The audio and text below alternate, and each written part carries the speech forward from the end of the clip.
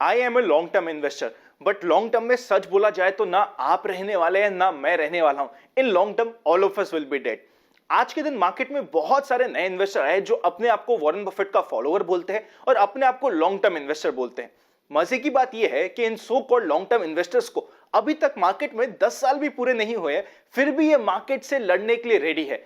फिर भी ये मार्केट में हर एक समय पे फुल्ली इन्वेस्टेड, अपने पास जितना भी कैपिटल है उसका 100% मार्केट में हर समय इन्वेस्टेड रहने के लिए रेडी है। इन सभी लॉन्ग टर्म इन्वेस्टर्स को ना लॉन्ग टर्म रहने में कोई दिक्कत नहीं आएगी, प्रोवाइडेड ये दोनों में से एक भी कंडीशन सेटिस्फाई हो जाए। कंडीशंस क्या है समझने की कोशिश करते हैं। पहली कंडीशन तो ये है, या तो जो मार्केट में करेक्शन आए जब भी आए वो 1 साल के अंदर अंदर खत्म हो जाए, या फिर जो मार्केट में करेक्शन आ रहा हो या आने वाला हो वो कभी भी 30% से ऊपर का ना हो, तब तक तो ये लॉन्ग टर्म इन्वेस्टर रह पाएंगे। बट अगर ये दोनों की दोनों कंडीशन सेटिस्फाई नहीं होती, मतलब जो मार्केट में करेक्शन आता है वो भी 1 साल से ऊपर का आता है और जो करेक्शन आता है वो 30% से ऊपर का आता है, इनमें से मेजॉरिटी लॉन्ग टर्म इन्वेस्टर ही नहीं बचेंगे। इस मेरे विश्वास पे आप विश्वास रखिए। और मार्केट की बात करी जाए ना, मार्केट हर समय काइंड इतना नहीं होगा कि छोटा सा करेक्शन या बहुत छोटे से टाइम के लिए करेक्शन आए। जब करेक्शन बड़ा आता है, जब लॉन्ग टर्म करेक्शन आता है ना, इन लॉन्ग टर्म इन्वेस्टर्स को मार्केट से भागने में बिल्कुल भी समय नहीं लगता, यह हमें समझना पड़ेगा। आज का ये वीडियो होने वाला है आपका 4th video general market trend की सीरीज का। पहले 3 वीडियो की सेपरेट प्लेलिस्ट आ गई है जिसका लिंक भी ऊपर आई बटन पे आपको मिल जाएगा। One of the most important series आपके लिए होने वाली है। अगर आप जनरल मार्केट ट्रेंड के बारे में गलत है, मेजॉरिटी आपके इन्वेस्टमेंट डिसीजन गलत होने वाले हैं, चाहे आप कोई सी भी स्ट्रैटेजी फॉलो कर लीजिए और किसी को भी फॉलो कर लीजिए। मेरा नाम है Anant Ladda, CFA CA CFP LLB। Open for all Telegram का लिंक डिस्क्रिप्शन में भी है, वरना आप सीधा टेलीग्राम पे जाके इन्वेस्ट आज फॉर कल सर्च करेंगे तो आपको ये open for all Telegram channel मिल जाएगा। 1 लाख से ऊपर मेंबर्स इसका पार्ट बन चुके हैं। फ्रॉड चैनल से बच के रहिएगा। चलिए शुरू करते हैं आज का बहुत ही इंपॉर्टेंट डिस्कशन।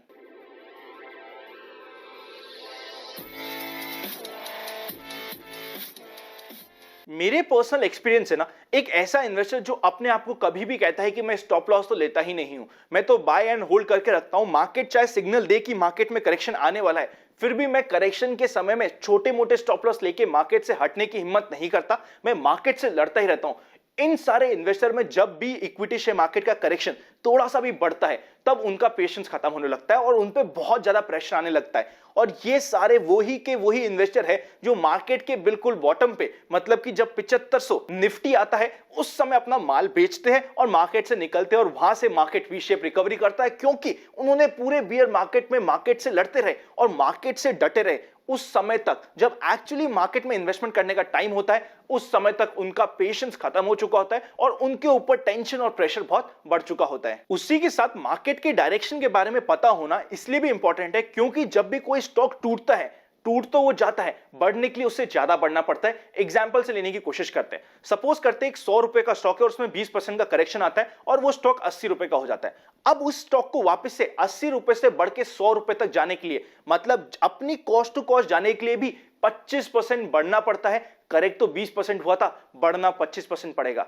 इसी तरीके से सपोज करते हैं मार्केट में करेक्शन आता है 33% का, 100 रुपए का स्टॉक 66 रुपीज रह जाता है। 66 रुपीज से वापस से 100 रुपए में जाने के लिए करेक्शन आया था 33% का, बढ़ना पड़ेगा 50%। और अगर कभी भी हमें 50% का करेक्शन आता है, बढ़ने के लिए हमें डबल होना पड़ता है। 100 रुपए का स्टॉक 50% करेक्शन मतलब 50 रुपए का रह गया। अब वापस से 50 रुपए से 100 रुपए पे जाने के लिए उसे डबल होना पड़ेगा।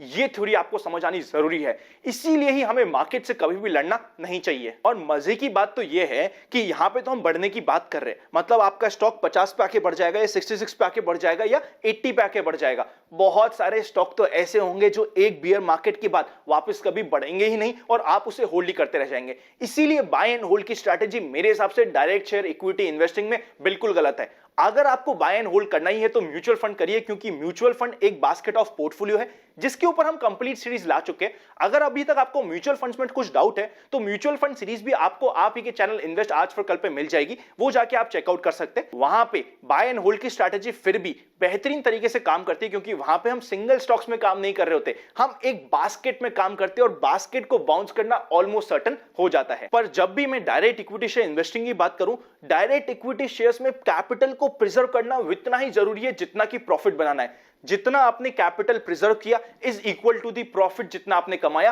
अपने कैपिटल प्रिजर्व को भी अपने प्रॉफिट में काउंट कर लीजिए अगर आप डायरेक्ट इक्विटी शेयर में इन्वेस्टिंग कर रहे हैं और अगर आप लंबे समय तक डायरेक्ट इक्विटी शेयर मार्केट से पैसा कमाना चाहते हैं तो। इसीलिए आपको कभी भी पूरे मार्केट से लड़ने की जरूरत ही नहीं है। कभी भी मार्केट के जनरल मार्केट ट्रेंड से मत लड़िए। अगर अभी तक आपने जनरल मार्केट ट्रेंड के पहले 2 वीडियो नहीं देखे ना, इस वीडियो को यहीं पे पॉज कीजिए, पहले 2 वीडियो देखिए, उसके बाद इस वीडियो को कंटिन्यू कीजिएगा। आपको जो कंटेंट में मजा आएगा और कंटेंट में समझ आएगा वो बहुत बढ़ चुका होगा। और मार्क माय वर्ड, ये सीरीज आपकी लाइफ की सबसे इंपॉर्टेंट सीरीज होने वाली है।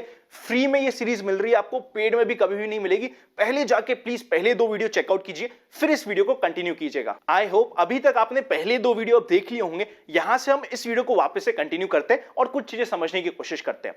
आपने जैसा कि जाना कि बियर मार्केट में स्टार्टिंग में एक बार आपको एग्जिट करना डिफिकल्ट हो सकता है, पर अगर आपने एग्जिट किया तो मार्केट के कंप्लीट करेक्शन में आप मार्केट से बाहर हो, मार्केट के कंप्लीट फ्रस्ट्रेशन में आप मार्केट से बाहर हो। मार्केट में जब एंट्री का पॉइंट आएगा, एंट्री कब करना है वो भी हम आपको इसी सीरीज में बताने वाले हैं। उस समय आप एंट्री भी करने की हिम्मत आप में रहेगी, वरना अगर आपने कंप्लीट फ्रस्ट्रेशन का पार्ट बने रहे तो एंट्री करने का जब समय आएगा उस समय आप एंट्री नहीं कर पाओगे। मोर देन दैट, मार्केट का करेक्ट होना तो एक बात है, अगर आपने बाय एंड होल्ड की स्ट्रैटेजी फॉलो करी, जो शेयर आप बाय करके रखे हो आज के तो विनर है। आने वाले समय में क्या होगा आपको पता है ना मुझे पता है। जो पिछले जमाने के ब्लू चिप शेयर्स थे उनका आज के दिन क्या हाल है आप सभी को पता है, बट फिर भी क्या हाल एक्चुअली में है आप सभी को मैं बताने की कोशिश करता हूं और एक बार इस वीडियो को फील करने की कोशिश कीजिएगा। अब मैं यहां से आपको बहुत सारे एग्जांपल देने वाला हूं पुराने ब्लू चिप की। हर एक समय के, हर एक मार्केट टाइम साइकिल के कुछ ब्लू चिप शेयर्स थे, उनमें से काफी के नाम आपको पता भी नहीं होंगे, बल्कि आप अपने पापा से पूछेंगे ना उन्हें भी मेजॉरिटी के नाम आज याद भी नहीं होंगे। एक एक करके हर एक बियर मार्केट के ब्लू चिप शेयर्स को कवर करना शुरू करते हैं। सबसे पहले बात करते हैं उन बाय एंड होल्ड इन्वेस्टर्स की जिन्होंने बाय किए कुछ ऐसे ब्लू चिप शेयर जो 1986 के ब्लू चिप शेयर्स थे। उन कुछ ब्लू चिप शेयर्स का नाम समझने की कोशिश करते हैं, उन ब्लू चिप शेयर्स का आज के दिन क्या हाल हुआ है उसे भी समझेंगे। सबसे पहले नाम आता है सूर्या ग्रुप का। जिस तरीके से आज आप समझते हो रिलायंस है ना, ऑलमोस्ट ऐसा ही मान लीजिए 1986 का सूर्या ग्रुप था। इसके अलावा लीजिंग की कंपनी 1986 में बहुत फेमस हुई थी, Mazda Leasing, Apple Leasing, Pioneer leasing.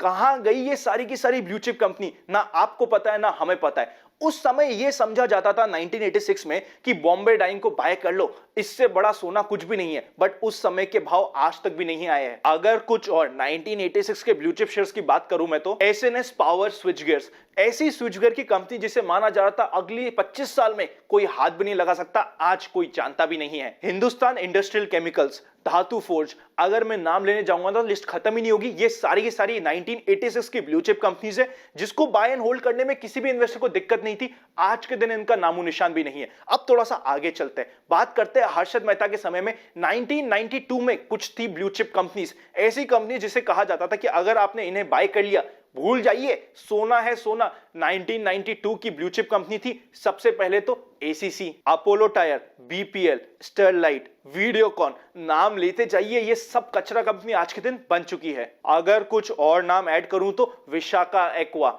Mansarovar, नाम खत्म नहीं होंगे, लिस्ट चलती जाएगी और हमारे पास टाइम लिमिटेड है। अब चलते हैं आगे, आगे चलते हैं हम 2000 की ब्लू चिप कंपनी में।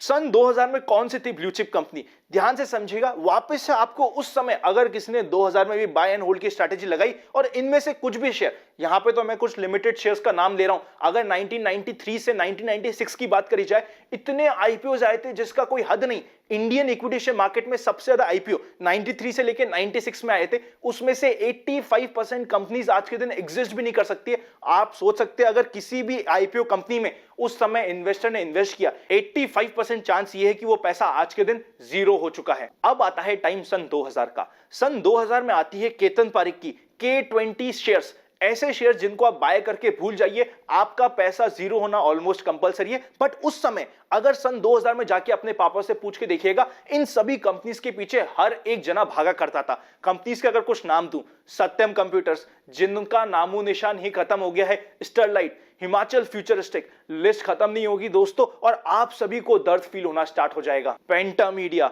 ग्लोबल टेली, टिप्स, नाम लेते जाइए, ये सभी ब्लू चिप कंपनी हुआ करती थी, आज के दिन कोई पूछता नहीं है। अब चलते बड़े ही रीसेंट मतलब 2008 के क्रैश में उस समय के कुछ ब्लू चिप कंपनीज को बाय एंड होल्ड करने की कोशिश करते हैं। Unitech, RCom, Reliance capital. आप क्या रिलायंस कैपिटल को छोटी मोटी कंपनी मान रहे हो? उस समय की ब्लू चिप कंपनी इससे बड़ी कौन सी हो सकती है? 1,60,000 करोड़ का मार्केट कैपिटलाइजेशन, आज के दिन कोई पूछता भी नहीं है। अबान ऑफशोर 18,000 करोड़ का market capitalisation. Suzlon wind power में इंडिया का नेक्स्ट फ्यूचर बोलने वाली कंपनी, ऐसी कंपनी जिसकी 66,000 करोड़ की मार्केट कैपिटलाइजेशन। इंडिया की नेक्स्ट एल&टी बोले जाने वाली कंपनी पंजाब लॉयड। किसको याद है आज के दिन ये company? I am very sure अगर इनमें से कोई भी कंपनी बाय एंड होल्ड करी गई होगी तो आज के दिन मुझसे कोई भी नहीं पूछ रहा। आप समझ पा रहे होंगे। और अभी लेटेस्ट क्रैश की बात करें 2020 का कोरोना वायरस क्रैश, ये तो अभी तक का ना सबसे छोटा क्रैश था। इसकी तो बात ही क्या करनी। हर समय इक्विटी शेयर मार्केट में क्रैश इतना छोटा आके निकल जाए ऐसा भी नहीं होगा। ये आपको और हमें समझना जरूरी है। आप में से काफी सारे इन्वेस्टर अभी भी मुझे ये बोलेंगे, अनंत हम कोई शेयर बाय थोड़ा ना कर रहे हैं, हम तो अभी भी लॉन्ग टर्म इन्वेस्टर हैं, हम तो अभी भी बाय एंड होल्ड की स्ट्रैटेजी फॉलो करेंगे, हम तो अभी भी वॉरेन बफेट के फॉलोअर हैं। और वो शेयर की जगह बिजनेस वर्ड यूज करेंगे और खुद को तसल्ली देने की कोशिश करेंगे। इससे पहले कि मैं उनका आंसर करूं, अगर अभी तक आपके पास डीमैट अकाउंट नहीं है तो डिस्क्रिप्शन में demat account opening links, private channel पर जुड़ने का प्रोसेस मिल जाएगा। अगर आप म्यूचुअल फंड में हमारी टीम की कोई भी हेल्प चाहते हो तो डिस्क्रिप्शन में आपको लिंक्स और नंबर मिल जाएंगे। अब इन so called long term investors जो शेयर नहीं बिजनेस वर्ड यूज कर रहे हैं, उनके लिए सिंपल सा एक एग्जांपल है इंफोसिस का। सन 2000 इंफोसिस जैसी कंपनी जिसने आने वाले अगले 5 साल में अर्निंग की ग्रोथ 25% से ऊपर दी, फिर भी शेयर 85% तक टूटा।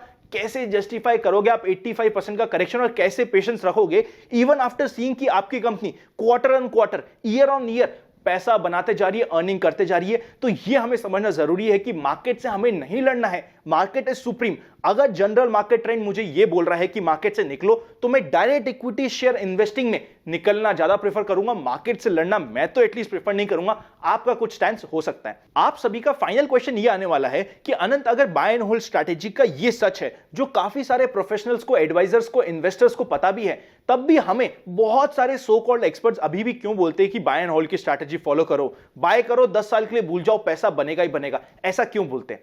साइकोलॉजिकल पॉइंट है, ध्यान से समझिएगा। सपोज करते हैं कि इन्वेस्टमेंट एडवाइजर या फिर एक्सपर्ट है, उसके लिए कितना आसान है अपने इन्वेस्टर्स को ये एडवाइस देना कि एक्सिस बैंक लॉन्ग टर्म में अच्छा लगता है, कोटक बैंक लॉन्ग टर्म में अच्छा लगता है, सर गिर जाए कोई दिक्कत नहीं है, 10 साल में पैसा ही पैसा बनेगा, हिंदुस्तान यूनिलीवर लॉन्ग टर्म में अच्छा लगता है, डिक्सन लॉन्ग टर्म में अच्छा लगता है। सपोज कीजिए आप और हम लाइव कर रहे हो, आप मुझसे किसी भी शेयर का पर्सनल ओपिनियन पूछो और मैं बोलूं लॉन्ग टर्म में अच्छा लगता है, 10 को बोलूंगा 5 तो अगले 1 साल में 2 साल में पैसा बना के देंगे, मैं हमेशा सेफ। समझ के देखिएगा इस पॉइंट को। लॉन्ग टर्म में बहुत सारे आज के ब्लू चिप शेयर्स ऐसे होने वाले हैं जो काउ चिप रह जाएंगे, जिनकी वैल्यू 100% इरोड होने वाली है। तो लॉन्ग टर्म इन्वेस्टिंग की बात करी जाए तो लॉन्ग टर्म में ना आप रहने वाले, ना मैं रहने वाला हूं। ना आपको याद रहेगा कि आपको कौन सा शेयर कौन से सो कॉल्ड एक्सपर्ट ने दिलाया था, ना मुझे याद रहेगा कि मैंने कौन से इन्वेस्टर्स को कौन सा शेयर एडवाइस किया था। मतलब लॉन्ग टर्म इन्वेस्टिंग की बात करी जाए तो एडवाइजर के लिए कितना इजी होता है, कितना वे आउट है। सर लॉन्ग टर्म इन्वेस्टिंग है, 10 साल बाद बात करेंगे और 10 साल बाद बहुत सारे शेयर ऐसे होंगे जो जीरो रह जाएंगे और आपको याद भी नहीं होगा कि आपको किसने दिलाया था। फाइनल डिसीजन होने वाला है आपका। मेरा हमेशा स्ट्रिक्ट ओपिनियन ये रहता है कि अगर हमें लॉन्ग टर्म इन्वेस्टिंग करनी है तो म्यूचुअल फंड्स के थ्रू करनी चाहिए, क्योंकि वहां पे एक बास्केट होता है और बास्केट एक फंड मैनेजर हमारे लिए मैनेज करता है जो टाइम एंड अगेन आपके लिए स्टॉक्स भी चेंज करता रहेगा। अगर उसे किसी स्टॉक में डर लगेगा तो वहां से एग्जिट भी मिल जाएगी। वरना अगर डायरेक्ट इक्विटी शेयर इन्वेस्टिंग में आपने लॉन्ग टर्म इन्वेस्टिंग को फॉलो किया, बाय एंड होल्ड की स्ट्रैटेजी को फॉलो किया, लॉन्ग टर्म मेरे लिए भी लॉन्ग टर्म होता है, बट मेरे लिए पर्सनली लॉन्ग टर्म होता है 6 महीने से 1 साल, ताकि मैं भी पर्सनली मुझे पता है कि मैं क्या कर रहा हूं और आपको भी पता है कि आप क्या कर रहे हो। Long term investing for me in direct equity share market is only 6 month to 1 year. आपको समझना पड़ेगा कि आपका लॉन्ग टर्म का टाइम क्या है। बहुत इजी होता है एक्सपर्ट के लिए बोलना कि ये तो मैंने लॉन्ग टर्म के लिए 25 साल के लिए सर आपको बताया था, आप 2 साल में क्यों देख रहे हो। अब 25 साल बाद किसको क्या याद रहने वाला है, बाकी चीज आप समझने के लिए इंटेलिजेंट है। अगर ये वीडियो अच्छा लगे और डिफरेंट लगे तो लाइक करे बिना मत जाइएगा। चैनल को सब्सक्राइब, बेल आइकन क्लिक नहीं किया तो कोई इंपॉर्टेंट वीडियो मिस हो जाएगा। एटलीस्ट 5 दोस्तों के साथ शेयर कीजिएगा। अगर आपने 5 दोस्तों के साथ भी शेयर नहीं किया तो हमारा ये कंप्लीट सीरीज बताने का और आप सभी को अवेयर करने का जनरल मार्केट ट्रेंड के बारे में एक ऐसा पावरफुल टूल देने का जो आपको लाइफ लॉन्ग सबसे ज्यादा काम आने वाला है। और कोई भी आपको पैसा लेके भी ये सच नहीं बताएगा, क्योंकि वहां पे उनका पर्सनल इंटरेस्ट आ जाता है। एटलीस्ट 5 दोस्तों के साथ शेयर करना मत भूलिएगा। Happy investing and I will see you very soon. Demat account opening links आपको डिस्क्रिप्शन में मिल जाएंगे।